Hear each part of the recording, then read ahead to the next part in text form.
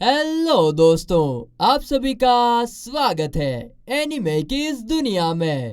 तो इस एपिसोड की स्टार्टिंग में हम देखते हैं कि एडोनिस ने मीटो ट्री से क्लोए को वापस जिंदा करने के लिए उस पर मैजिक यूज किया था। लेकिन तभी एडोनिस की आंखों में से आंसू निकलने लगते हैं और वो कहता है कि मैं तुमसे काफी प्यार करता हूँ क्लोए, इसीलिए मुझे माफ कर देना, पर मैं तुम्हें वापस से जिंदा नहीं करने वाला। मैं तुम्हें फिर से उस सदमे से नहीं गुजरने देना चाहता। इस घिनौनी दुनिया में तुम्हारे लायक कोई जगह नहीं है क्लोए। और इतना कहते सी एडोनिस अपने मैजिक को चेंज कर देता है और उस फ्रूट के अंदर से क्लोए नहीं डोरोका की बॉडी नीचे गिर जाती है। उसे एडोनिस पकड़ लेता है और यह देखकर सब हैरान रह जाते हैं। तो एडोनिस उनसे कहता है कि मैं अपने ऊपर तुम्हारा एहसान नहीं रखना चाहता था। आगे हम देखते हैं कि डोरोका जब अपनी आंखें खोलती है तो उसे कुछ समझ नहीं आ रहा था। वो चारों तरफ देखकर पूछती है कि क्या ये विचेस का नेशन है और अभी मैं यहाँ पर क्या कर रही हूँ।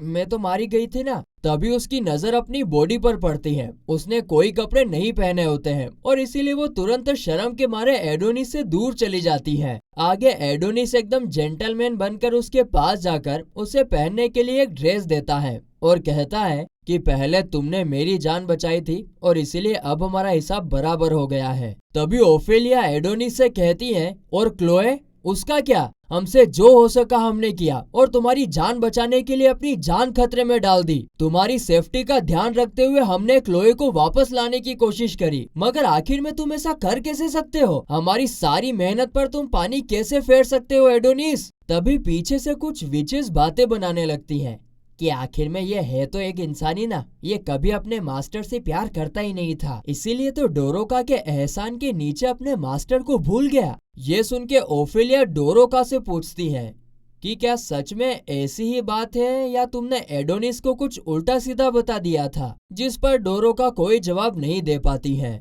तभी एडोनिस जवाब देते हुए कहता है कि तुम सब अपना मुंह बंद रखो, मैं क्लोए को वापस जिंदा नहीं करने वाला और ये सिर्फ मेरा फैसला है। ये सुन के ओफेलिया हंसने लगती है और कहती है कि तुम आखिरकार अपने आप को समझते क्या हो, तुम सिर्फ एक मामूली इंसान हो। तभी अचानक से वहाँ पर कुछ अजीब सा होने लगता है, जो देखकर ओफेलिया एडोनिस से पूछती है कि क्या तुमने कुछ किया है, जिस पर एडोनिस कहता है कि माफ करना, लेकिन मैं एक काफी पुराना कैदी हूँ। और इतना कहते से ही वो अपने हाथ में से एक ट्रैकर निकालता है जो इंसानों ने उसके ऊपर छोड़ा था और फिर वो कहता है कि मैं इंसानों को खुद खत्म करूंगा, इसलिए तुम लोग मेरे रास्ते में मत आना। तभी वहाँ पर काफी बड़ा धमाका होता है और सब देखते हैं कि उनका आखिरी मीटो ट्री जल रहा है। दोस्तों, मीटो ट्री से विचेस पैदा होती है और ऐसा करने वाला एक इंसानी सोल्जर था। वो आगे आकर कहता है कि मुझे कोई आइडिया नहीं था कि यहाँ पर अभी भी एक मीटो पेड़ बचा हुआ था जो कि अब तबाह हो चुका है। इसके बाद जब वो सोल्जर अपना मास्क खोलता है तो हम देखते हैं कि ये और कोई नहीं बल्कि यामाटो है। और तभी वहाँ पर काफी सारे सोल्जर्स टेलीपोर्ट हो जाते हैं। यामाटो उनसे कहता है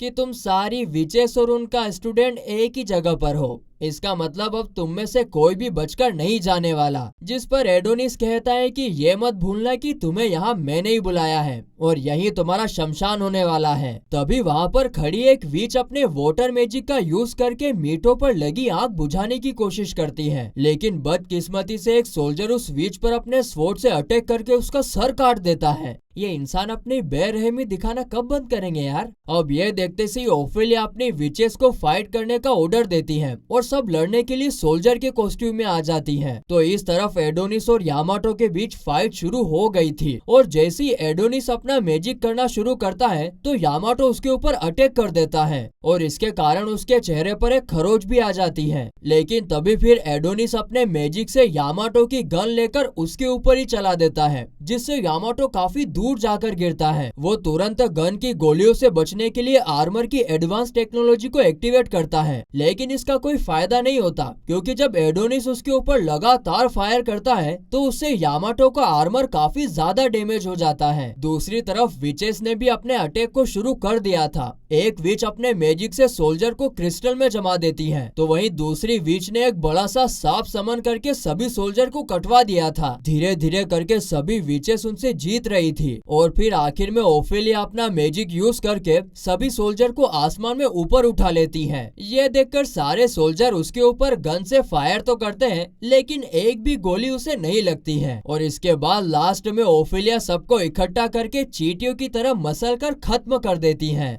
आपको लग रहा होगा कि विचेस फाइनली बच गई, लेकिन तभी वो देखते हैं कि वहां पर और भी काफी सारे नए सोल्जर्स अपीयर हो जाते हैं। तभी सीन कट होता है और हमें अर्थ पर एक मीटिंग दिखाई जाती है, जहां पर नेशनल अथॉरिटी ब्यूरो के डायरेक्टर डायनासोमा नेशनल एजेंसी के डायरेक्टर से पूछता है कि हमने जब सारे विचेस को मार दिया था तो अभी भी इतने सारे जिंदा कैसे हैं? मुझे इसका जवाब चाहिए। जिस पर डायरेक्टर स्क्रीन पर एक सैटेलाइट की तस्वीर दिखाकर कहती है कि ये मॉडल -89 है। ये एक फिजिकल ट्रांसफर प्रोटोटाइप है जिसे स्पेस में छोड़ा गया था, और जैसा कि आप देख रहे हो विचेस ने इस पर कब्जा कर लिया है, जिससे वो चांद पर चले गए थे। ये सुनकर डायनासोमा पूछता है कि इसका मतलब वो हमारे साइंस का यूज कर स्पेस में चले गए थे, और मून पर जो स्ट्रक्चर बनाया था वो हमें इसलिए नहीं दिख रहा है क्योंकि उन्होंने उसे मैजिक से हाइड कर दिया था। जिस पर डायरेक्टर हाँ में जवाब देती है, और ये सुन के डायनासोमा काफी ज्यादा भनना चाहता है और कहता है कि नेशनल साइंस एजेंसी हम सभी का भरोसा है और हम तुम लोगों से फ्री में काम नहीं करवाते, उसके लिए काफी पैसे देते हैं। तुम ये सब कैसे होने दे सकती हो? इस गलती की वजह से तुम्हारी अकेली की जान नहीं जाने वाली। तभी नेशनल इंटेलिजेंस एजेंसी का डायरेक्टर डायनासोमा को चुप हो जाने के लिए बोलता है और कहता है,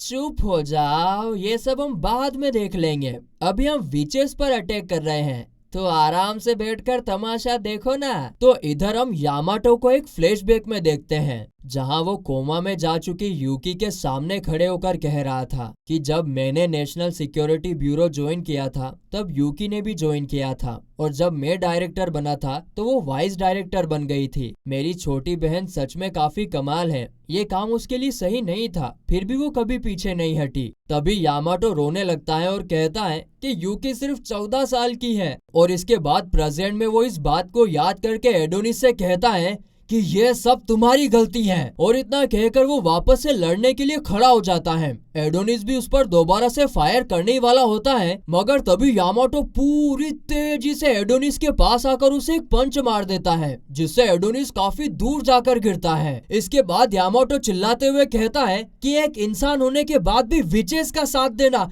कितने घटिया इंसान हो तुम। और इतना कहकर वो अपने स्वॉर्ड से काफी खतरनाक अटैक करने के लिए तैयार हो जाता है, और वो वहां पर सोचता है कि जब ये सब खत्म हो जाएगा तो मैं यूकी के साथ कहीं दूर जाकर शांति से जिंदगी गुजारूंगा। आगे फिर जब वो अपना अटैक करता है तो उसके असर से लगभग सारी विचेस की बॉडी के 2 टुकड़े हो जाते हैं, और एडोनिस तो आखिर टाइम पर नीचे झुककर बच जाता है, नहीं तो उसके भी 2 टुकड़े हो जाते हैं। हम देखते हैं कि इसके असर से डोरोका की बॉडी के भी 2 टुकड़े हो जाते हैं। पर तभी हमें पता चलता है कि एना ने डुप्लीकेशन मैजिक की मदद से डोरोका को बचा लिया था। आगे वो डोरोका से कहती है कि हमेशा मेरा दोस्त बनने के लिए शुक्रिया, मैं तुमसे काफी प्यार करती हूँ। और इतना कहकर वहाँ पर एना की भी मौत हो जाती है, जिसे देखकर डोरोका काफी जोर जोर से रोने लगती है। तो इस तरफ यामाटो अर्थ पर रिपोर्ट दे देता है कि हमने लगभग सभी विचेस को खत्म कर दिया है और अभी सिर्फ विच का वो खाली स्टूडेंट ही बचा है। तभी एडोनिस उस पर अपने क्विल से अटैक करने लगता है। वो अपने हाथ पर मैजिक करके यामाटो पर अटैक करता है, जिससे यामाटो अपने स्वॉर्ड से रोकने की कोशिश करता है, लेकिन एडोनिस के अटैक से उसके टुकड़े टुकड़े हो जाते हैं और यामाटो के अंदर हाथ घुस जाता है और वो भी इंजर्ड हो जाता है। आगे जब एडोनिस उसके ऊपर दोबारा से अटैक करने की कोशिश करता है तो यामाटो उसके हाथ को कसकर पकड़ लेता है, और फिर वो अपनी स्वॉर्ड को वापस से रीजनरेट करके एडोनिस पर अटैक करने के लिए तैयार होता है। तो यही दूसरी तरफ अभी भी कुछ विचेस जिंदा बच गई थी, लेकिन उनके बचने की कोई उम्मीद नहीं थी, क्योंकि उनका आखिरी ट्री मीटो भी अब जलकर राख बन चुका था, और इसीलिए अब और विचेस का पैदा होना नामुमकिन है। पर तभी कुछ विचेस सबको उम्मीद ना हारने के लिए बोलती हैं और कहती हैं कि हम अभी और किसी को नहीं खो सकते, चलो सब एडोनिस का साथ देते हैं और इंसानों को हराते हैं। वो बेचारी इतना बोल ही पाती कि पीछे से एक सोल्जर उसको गोली मार देता है, जिसके बाद वहाँ पर और भी सोल्जर्स आ जाते हैं। इस तरफ एडोनिस और यामाटो की फाइट अभी भी चल रही थी और इस दौरान यामाटो अपने एक अटैक से जो चारों तरफ खून पड़ा हुआ था उससे एक टोर्नेडो बनाता है और इसकी वजह से एडोनिस उसके ऊपर अटैक नहीं कर पाता और इसी मौके का फायदा उठाकर यामाटो उस पर अपने स्वॉर्ड से काफी बुरी तरीके से अटैक कर देता है, जिससे एडोनिस इंजर्ड होकर नीचे गिर जाता है। क्या लगता है एडोनिस को कुछ हुआ है? हुआ तो है, लेकिन उसी वक्त एडोनिस एक स्माइल करता है